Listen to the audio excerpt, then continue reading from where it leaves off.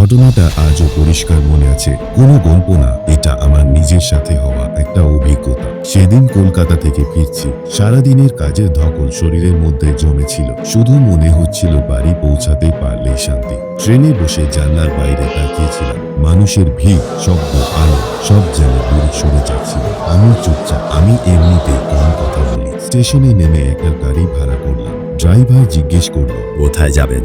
আমি বললাম, লালনগরের ত্রিমোহিনী। গাড়িতে উঠতেই সে আবার জিজ্ঞেস করলো, কলকাতায় কি কাজ করেন? আমি ছোট করে বললাম, সফটওয়্যার। এর বেশি কিছু বলিনি। সেও আর তেমন কথা বাড়ায়নি। মেইন রোড দিয়ে যাচ্ছিলাম। সেদিন ভিড় ছিল বেশ। গাড়ির আলো, হর্নের শব্দ, রাস্তার ধুলো সব স্বাভাবিক। ড্রাইভারও স্বাভাবিক। আমি বিশেষ খেয়াল করিনি তার মুখের দিকে, শুধু লক্ষ্য করেছিলাম লোকটা শান্তভাবে গাড়ি চালাচ্ছিল। বাড়ির সামনে নামিয়ে দিল। ভাড়া মিটিয়ে আমি ভেতরে চলে এলাম। তখন কিছুই অস্বাভাবিক মনে হয়নি।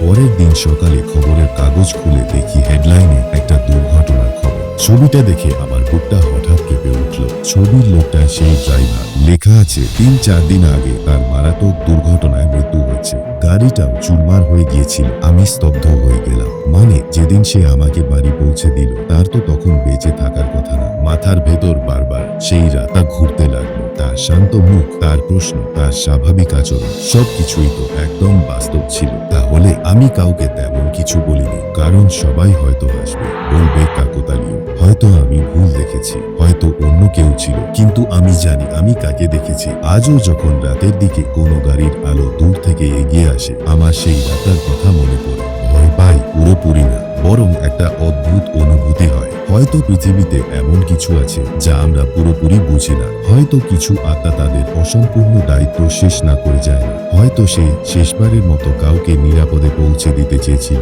ঘটনাটা আজও আমার মনে আছে, ভুলতে পারিনি, হয়তো কোনোদিনও পারবো না।